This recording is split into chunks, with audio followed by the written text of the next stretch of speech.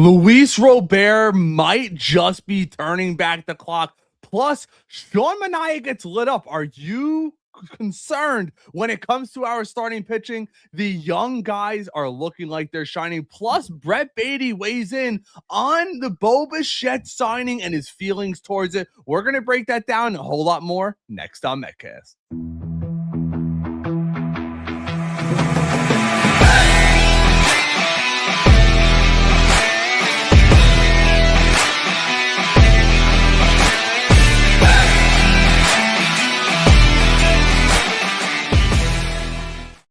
What's going on, Mets fans? Welcome back to another offseason edition of Metcast. Always, I am Ray with my co-host Dan Bartels of the New York Post. Welcome back to another edition of spring training. If you're enjoying this content, make sure you like and subscribe. Consider becoming a member down below in the description. As you guys know, we are going to be doing not only some pre-games, watch-alongs, and post-games throughout the season. If you want to have your voice heard, make sure you become a member down below. With that said, Dan, a lot of exciting things happening at spring training, which I wouldn't think I'd be totally excited about, but watching Luis Robert in the cage today, 115 miles an hour off the bat against Sean Manaea, shows you the potential of his bat. We heard for years the Mets raving about guys like Mark Vientos and him hitting 105 miles an hour off the bat. Luis Robert, the one thing that I'm told from people on the ground at spring training, I say, when you see him, does anything stand out? And they all say the same thing. This guy is a monster of a man.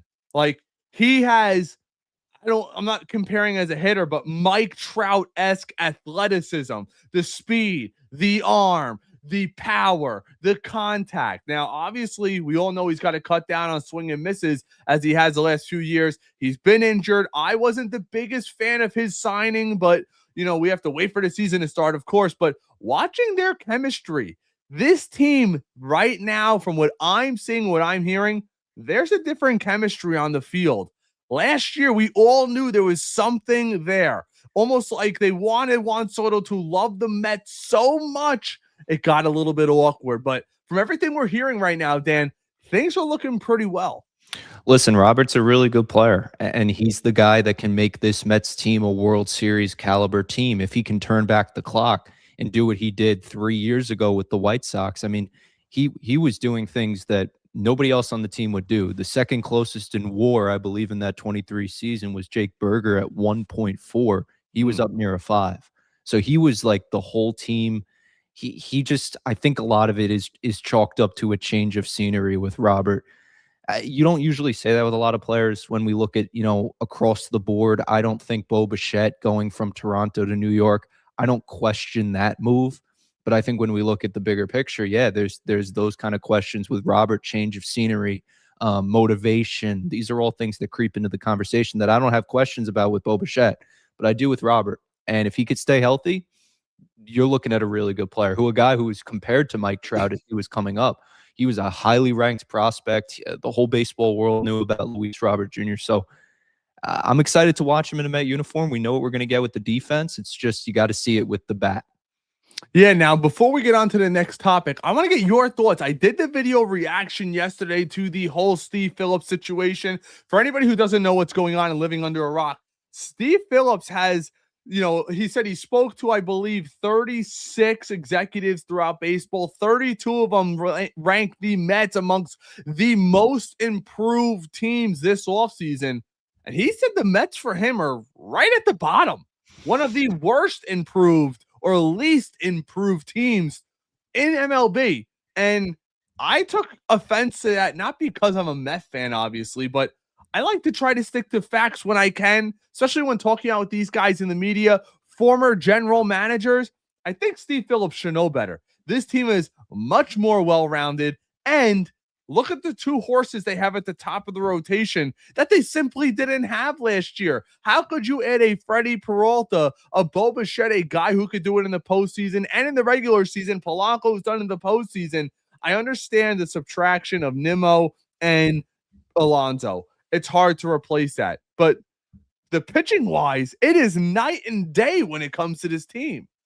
That's the main advantage. And I think Steve Phillips fell short of that when he was looking at the bigger picture. Like he said, outside of McClain, outside of Peralta, you can't say outside of those guys because, sure, they're not aces, but they're both really good pitchers, top 20 in the sport, I could argue, for both. I'll take that any day of the week instead of one top 20 guy. I mean, at the end of the day, this Mets team is loaded, across the board. Maybe they don't have the power. And that was something Steve Phillips addressed as well when he said why the Mets should be a third place team this year. It's very simple. I mean, Pete Alonso, losing him, you're always going to lose power. Like, that is the problem with losing Pete. We all knew, we had the conversation in the moment. You're not going to be able to replicate this power and get that same power back. Mets balanced it out. They have speed, they have contact, they have the ability to run the bases well. Not Pete Alonso was a clog when we talk about running the bases and things of that nature. So athleticism plays to the Mets now. Really excited to see a lot of these guys play. I think Steve Phillips was very off in his assessment of this Mets team.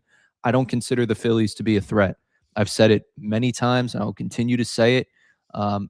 They're just an old team.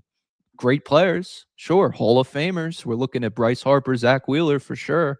But overall, the bigger product, I think the game has passed them by. I look at the Braves, I look at the Mets. Quickly on Robert, too, just athleticism, getting more athletic. We all know that the Mets are making adjustments with Luis Robert. Scott Boras, who is the agent of him in July, they were looking at his lower half. They want to strengthen that. And the Mets have done a good job so far in doing that. Now, he has to stay healthy. They could strengthen his lower half all they want, but you have to keep him on the field. Biggest X factor in 26 for me, Luis Robert Jr.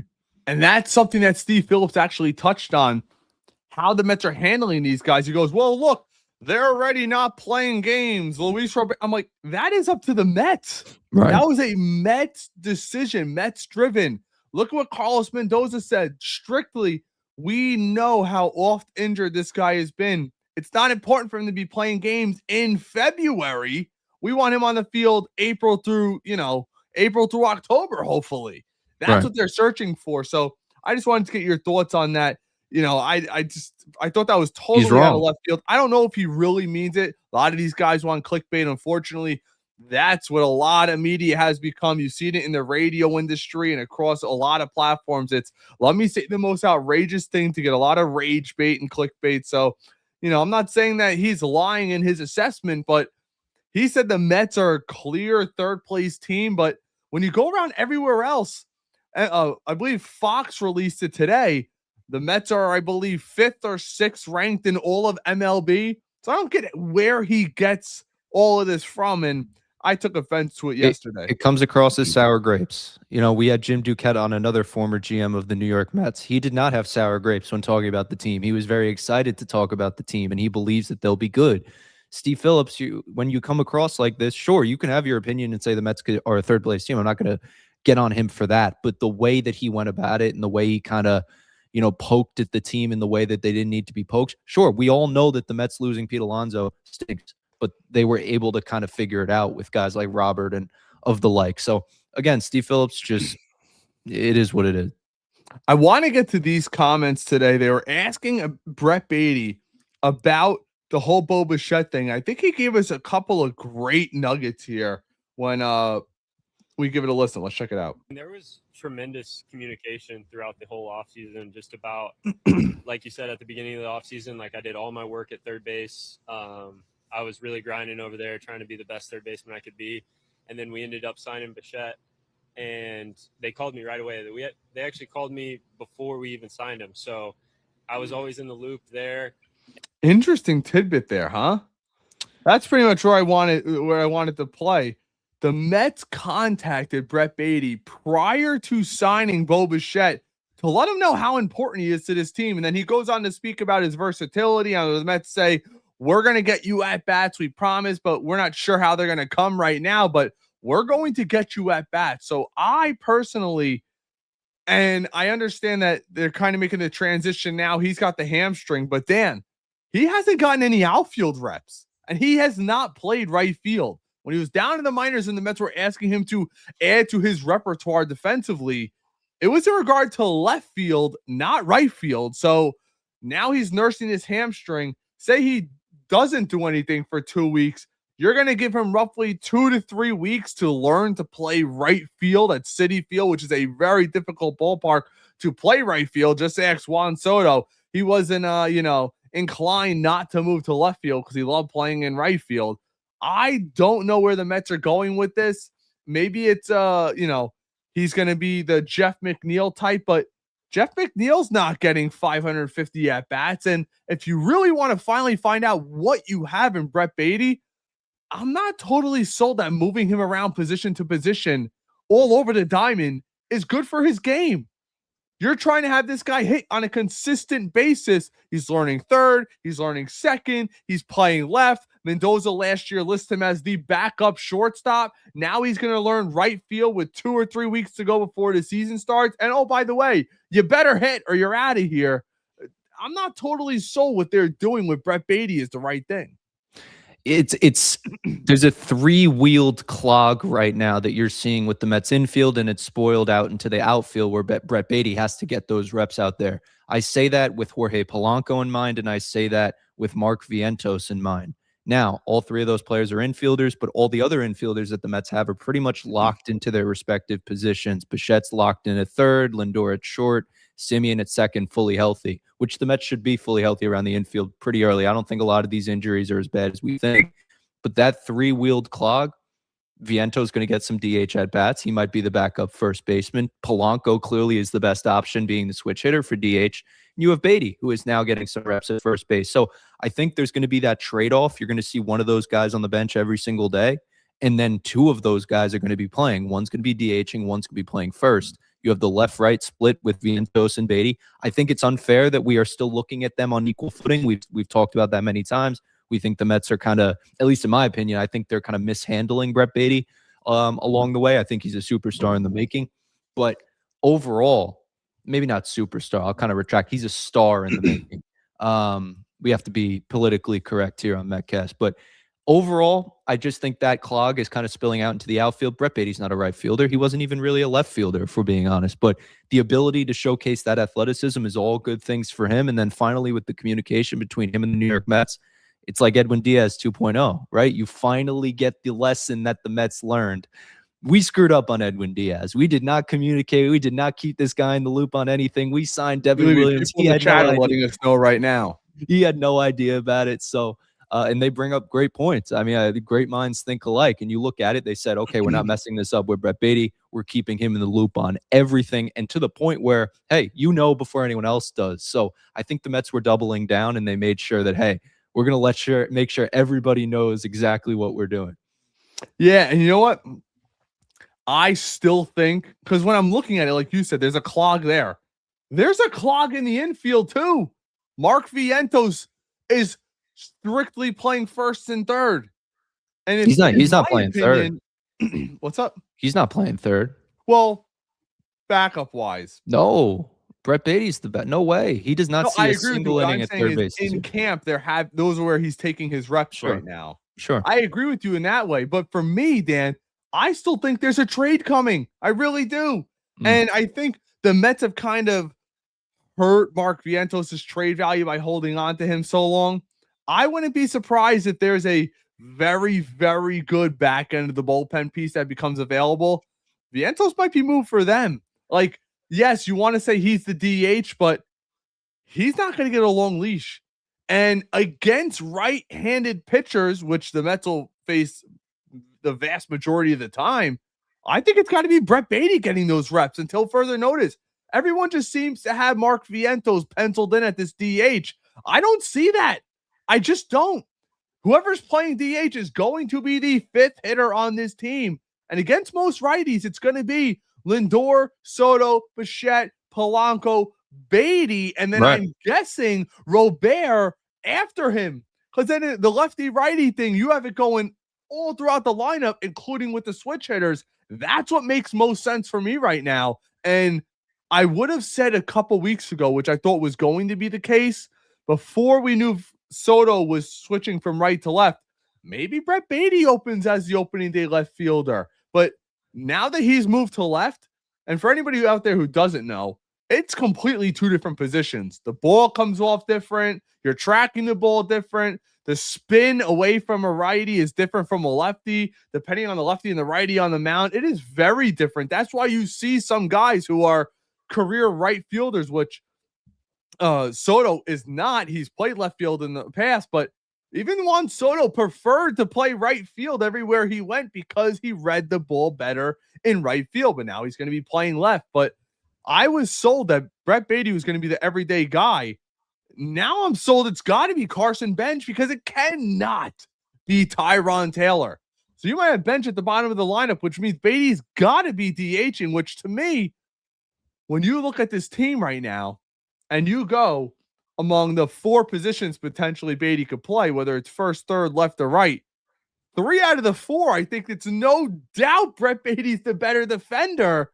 And because of his age and because he is not a full-time player yet, he's not going to be getting those reps. He'll be DHing. Like, think about this in our heads.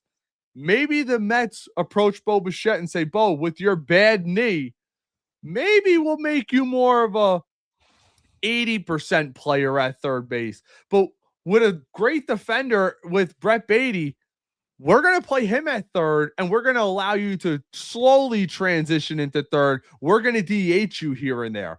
But let's be honest. The best defensive infield is with Brett Baty at third base and Bo Bichette DHing. Maybe you disagree.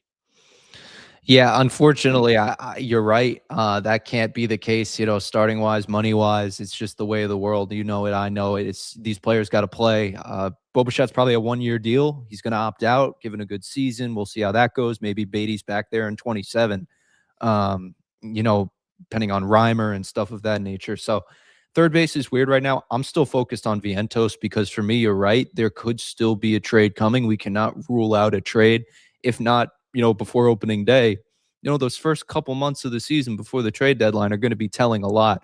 I think it would be premature to give up on Vientos before we see him play in 2026 just because of sophomore slump. That August he had was amazing, hit 27 home runs, in 24, carried the team. I can't give up on that just yet. He's a horrific defender, and that's why I push back on third base.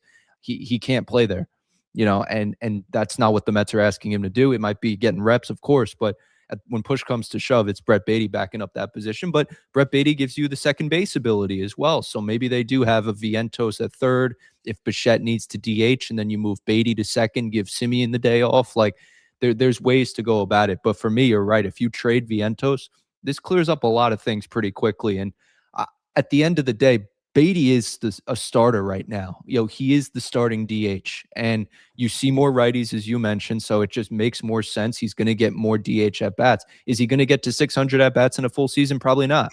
But the Mets designed it that way where Brett Baty could be the hero off a bench or as a DH. It's pretty cool, and that gets me excited. And then the final spot for this team comes down to 2 players, and we haven't even mentioned their names yet. Because right now, everybody's pretty much solidified. Given that Carson Bench breaks camp, which all signs indicate he will, you still need that 4th bench bat. You have Luis Torrens. You have Tyrone Taylor. You have Mark Vientos on the bench right now. First bat off the bench. Baty's the DH. Polanco at first. Who is the final guy? It's coming down to Mike Tauchman, and it's coming down to MJ Melendez because they both can play right field. They both have that experience. They both can play both corners, which can help Soto out too. It works. And I think you're going to come down to that decision. That'll be the final one that we see based on who breaks camp, pending that Carson Bench does not hit a $125 this spring. Isn't that crazy? When's the last time you went into spring training, someone's job actually relying? Yeah. And especially someone who's going to be starting. But Dan, let me ask you this. Opening night, Paul Skeens on the mound, Freddie Peralta, battle of the aces. Mets go into the 9th, up 1-0. Middle of the lineup's coming up for the Mets once they, if the Pirates were to win, to come back. Say it's the 5th spot. It's Mark Vientos. For defense, are you substituting out Bo Bichette for Brett Baty? Because that is what is going to separate Carlos Mendoza from the boys. Been saying this for 2 years now. It was nice what we did a couple years ago. Don't get me wrong. Mendoza not having cojones last year, the bravery, in my opinion, to sit some of these players down who should not have been playing cost the Mets a postseason berth last year. The fact he felt so justified in continuing to bring in guys like Ryan Stanek, Ryan Helsley, killed this team. When you have the bottom of the order the way the Mets did last year, it's almost like when we had Vogelback thrown down our throats from that, that trade back in the day. The top of the lineup was not held responsible. The clubhouse got out of control. And for me, I blame the manager a lot. Now, look, I'm not saying Mendoza's the worst. I'm not. But there's a guy who's been around camp a lot. For some reason, SNY has been posting a ton of video of Carlos Beltran lately. Now, I know you think the bench coach would be taking over, but I know Steve Cohen's got an affinity for Carlos Beltran. They hired him once before. I wouldn't be surprised they did again. Yeah. Mets Hall of Famer.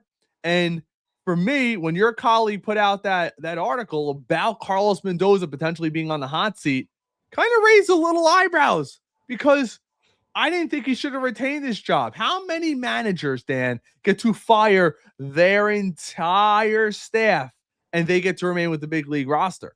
Because making moves like that, saying, hey, Bo, our best chance to win in the 9th inning, you're not due up in the bottom of the 9th. So if they tied it, you'd be back. You know what I mean? That's why I preface it that way.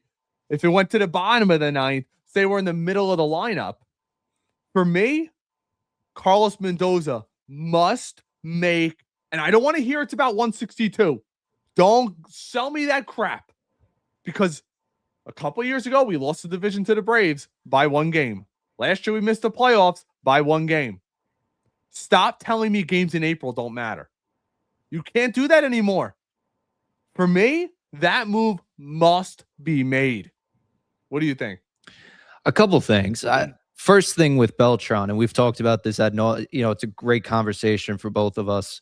We're on different sides of it. I think it would be a demotion based on where Carlos Beltran is in the front office and more of a I forget his exact title. He's an assistant to the president of baseball operations. So again, do you want to give that up and be a manager? And it was a different regime that hired him too. We can't forget that. But also, yeah, it would be looked at to me as a demotion. Maybe for Beltran, this is something he's aspired to be, and it's, the inner workings, and they know that already. So it could be in the works. But Mendy right now is the guy, and I get your point, and we have to see how it goes from the beginning.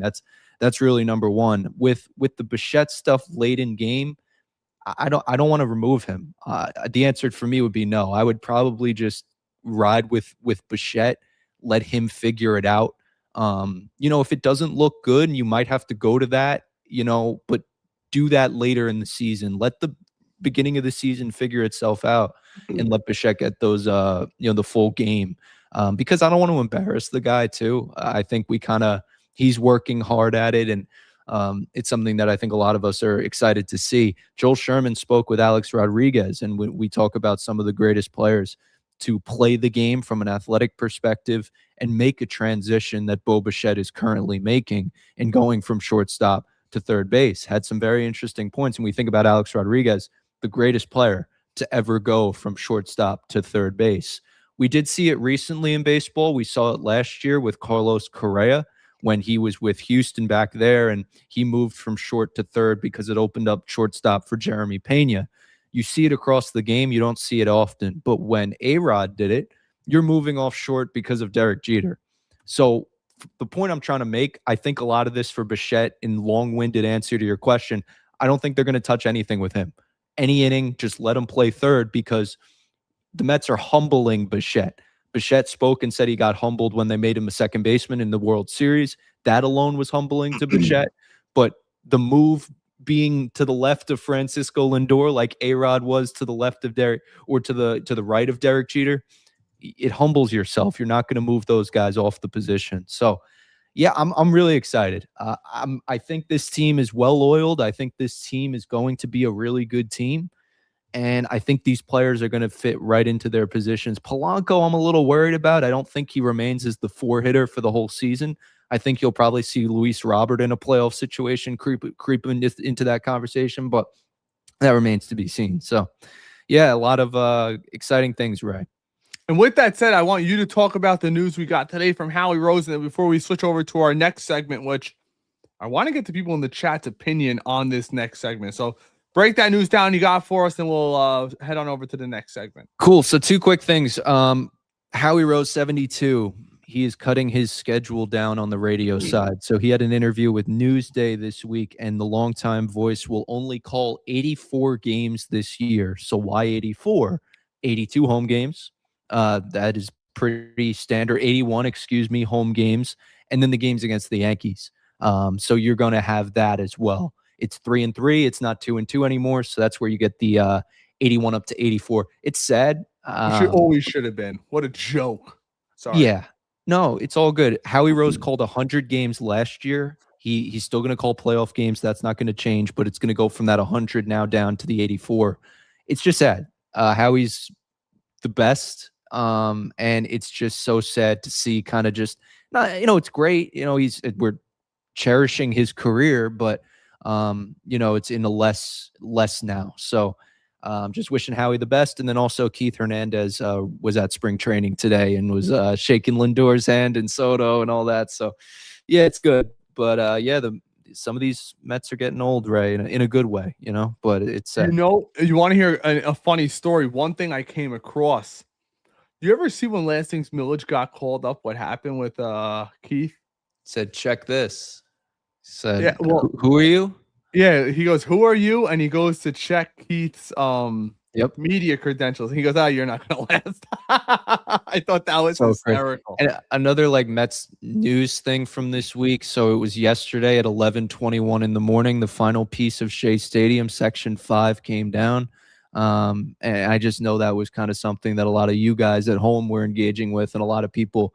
Shea Stadium hits close to home. I know it does for you, Ray. So just in general, just sending my love to the Shea Stadium family. A lot of history there. The Beatlemania 1965. You had the Jets playing there, Ray, as well as anybody, 20 seasons at Shea Stadium for the New York Jets. So it's not Citi Field. I think we're all aware that Citi Field is an upgrade from swaying bleachers at the top of the stadium. But I used to ride them. But overall, I just want to point that out as well. Yeah, it's some good stuff there. And, it is what it is. You have the soccer stadium coming next. You got the remnants of the casino. There's a lot of things going out there. And by the way, I saw that Bloomberg report. Uncle Stevie's doing just fine. But with that said, I want to get to the next segment. Who do you have more confidence in heading into the season? Nolan McLean or Freddie Peralta? For me, it's Nolan McLean.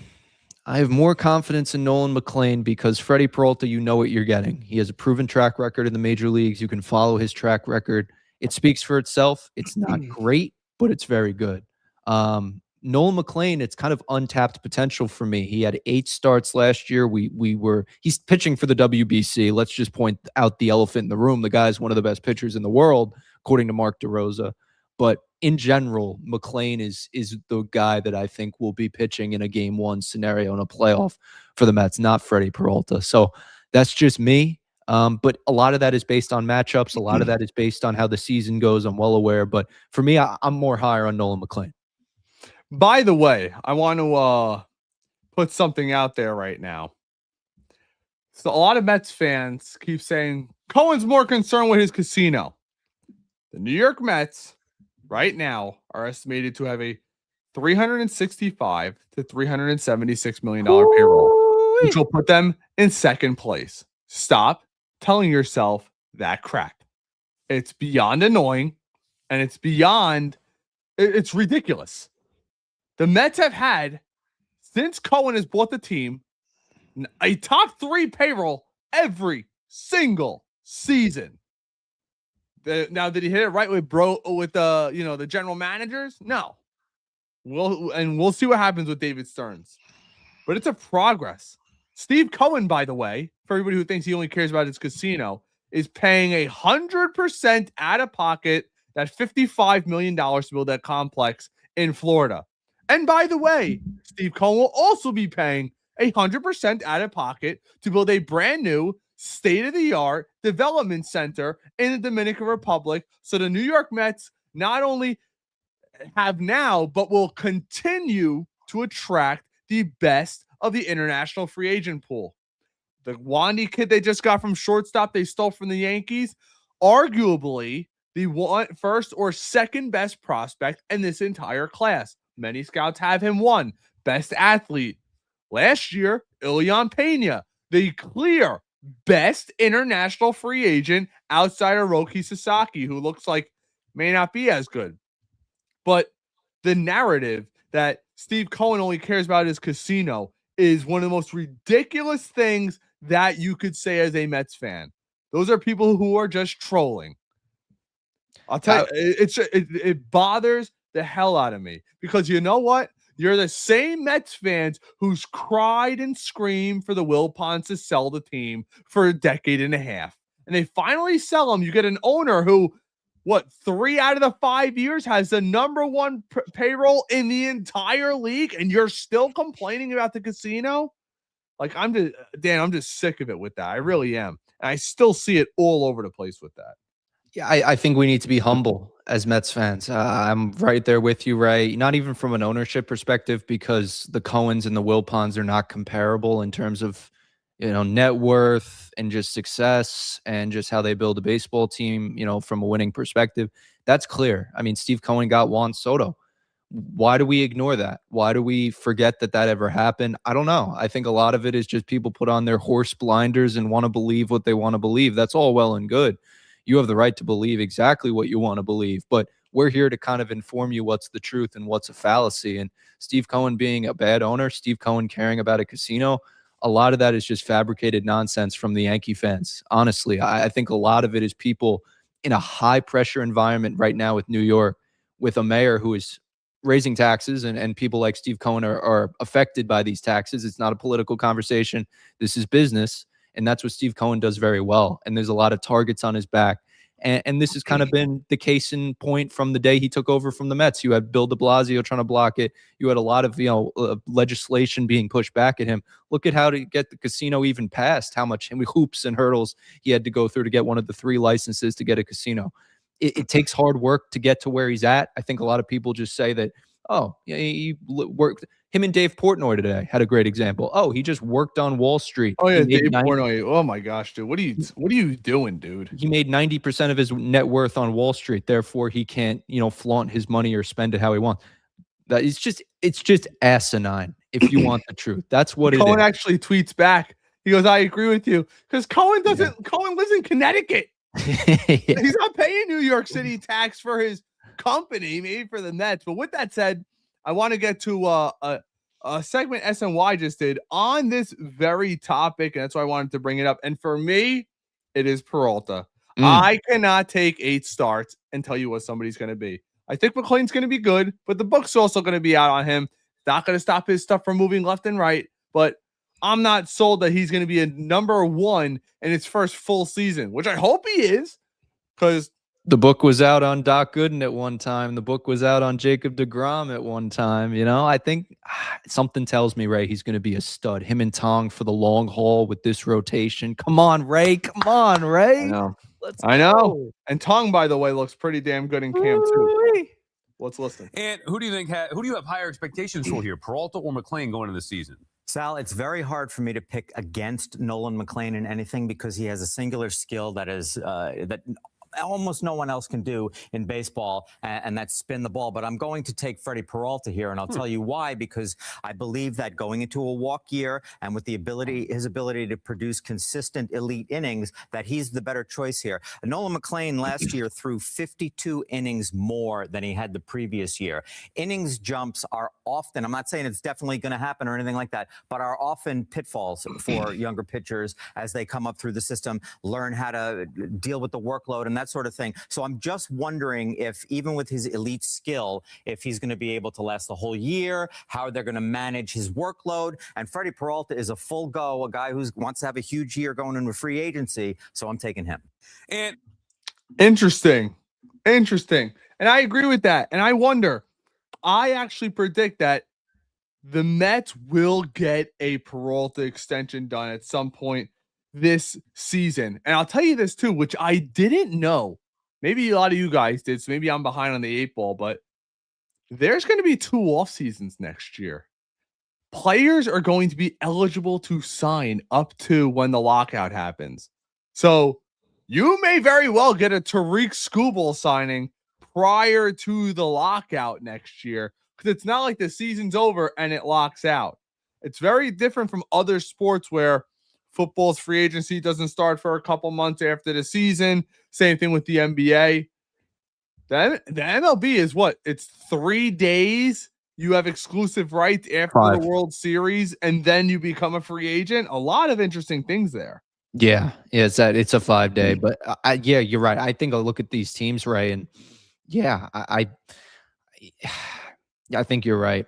You know, there should be competitive teams across the game. Like, I don't know. I think the Mets are going to be very good for a long time. I just have no bad feeling about this team. I don't know if they win the World Series. I want to be very honest. The Dodgers are a very good team, but I like where the Mets are positioned. Yeah, I agree. And with that said, do you want to touch on Senga really quick? Yeah. So Senga today in camp was touching 96, 97. The fastball had really good life. I know SNY had a video today too showing that little ghost fork grip. He does that very well. It's playing up in camp, getting a lot of swings and misses. You're hearing that Senga is upbeat. Senga is energetic. Senga's hungry. Senga wants to win and stay healthy. These are all good things. But it comes down to the same conversation I have with Ray all the time is we got to see it. Like we can trade talk him now. I think when I bring up Nolan McLean, people say, "Oh, you're a hypocrite. How can you say you got to see things and then you say you want Nolan McLean to be the one?" I've seen it with Nolan McLean. At least if it was in an 8-start sample, like Luis Robert, we've seen it. Marcus Semien, we've seen it. So that's where I go back and say, all right, these guys can give you something. Senga has shown us he can be a good pitcher, but he's soft as Charmin, and I could tell you firsthand, every single executive in baseball knows that to be true. I don't know how to go about that other than just go out there and pitch, stay healthy, show us your stuff. Don't rely on the ghost fork to be your main out pitch. Have it be the one that, have it be your main out pitch, not your first pitch you're throwing every at bat. These are things that I hope we see. If not, he's getting moved to the bullpen. And if he doesn't perform there, he's getting traded out of New York. So 100%. Slippery slope. 100%. All right, guys, we're going to get to a couple of your comments here before we sign off tonight. If you haven't already, please smash that like button and subscribe. With that said, Nelson, what's going on? Good evening, gentlemen. Frankie, hope all is well with you. Klub, I'm getting pumped for Robert. He looks like a beast. Yeah, I know. It's going to be those swing and miss numbers. And allegedly today in the video, I was trying to look, but it looks like that home run he hit went 470. Crazy. Absolutely nuts. Renee, what's going on? Hope all is well with you. I've always been high on the Panther. He is a bad. Oh, I guess they call him the Panther. I don't know if that's true. Madeline, what's going on? Hope all is well with you. Let's get to see what else we got going on here. Who would we take to hit more home runs, Alonzo Taylor or Polanco Robert? And that's ignoring adding Bo. Yeah, I get what you're saying there, but I don't know. It's such a toss-up because we don't know what we're gonna get from Robert. I mean, Dan, he needs to turn the clock back 2 full years. That's a lot to ask. Yeah, I would probably have to lean Taylor and Alonzo if you want the truth, because I don't know what Polanco's going to give you. He could be good for 15 home runs a season, no doubt. But then the X factor is Robert, as we always go back to. This guy can give you 35 or he could give you 15. Like, there is so much variance with this player. That's why neutralizing his lower body was so key.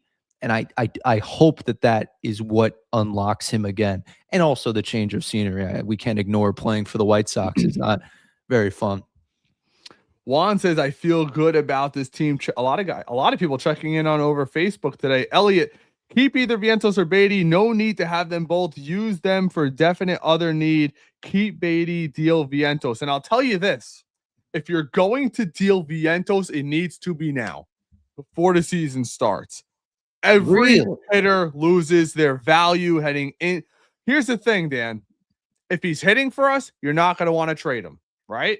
Right. If he's like anything else, and if he's not hitting, he's going to lose all of his value because he's got no options. Right now, while he's got a little bit of value, it's kind of like a scale right now. We're right in the middle when it comes to value. If he hits, he'll be up, and you won't want to trade him. If he doesn't hit, you'll want to get rid of him, and he won't be worth anything. So for me, and that's where I think about, and I know we were going to talk tonight about Dylan Ross, my dark horse to be a back-end bullpen guy for the Mets this year. Might be talking about this on another show later on in the week. I'll let you guys know if that actually comes to fruition. But for me, Vientos has value. He's got control. If you can get a top-of-the-line, eighth-inning type guy, you bring him in here, especially if you're not sold on Devin Williams. Why not try to solidify the back end of this pen? You have someone. This is my dark horse on the pitching side, Ray. Craig Kimbrell. What you're hearing from Craig Kimbrell, the presence on the mound, it's palpable in Mets camp. You can feel it. The energy is there. He's a veteran. He's joking with the guys. He's busting balls. He's doing what he has to do. But he's also, the stuff is legit, and it's, quote, turning heads at camp. So for me, I like Kimbrell a lot. I like the move from the beginning because he has the experience. Does he close World Series games for the Mets? Who knows what the playoffs look like. But right now, yeah, going into the season, that would be my dark horse on the pitching side, just on the back end of the pen. If you wanted to improve it, because we were talking Mason Miller all off season, never happened. Trevor McGill, never happened. So you get Luke Weaver, Devin Williams, it's decent. But, you know, I think we're still not discounting the fact that Clay Holmes can go back to the pen. You know, I'm not fully closing the door on that. Tobias Myers is being worked up as a starter. I think Sean Manaea ends up in the pen. The Sean Manaea who we watched Luis Robert light the hell up today. Sure, it could be. You know? No doubt.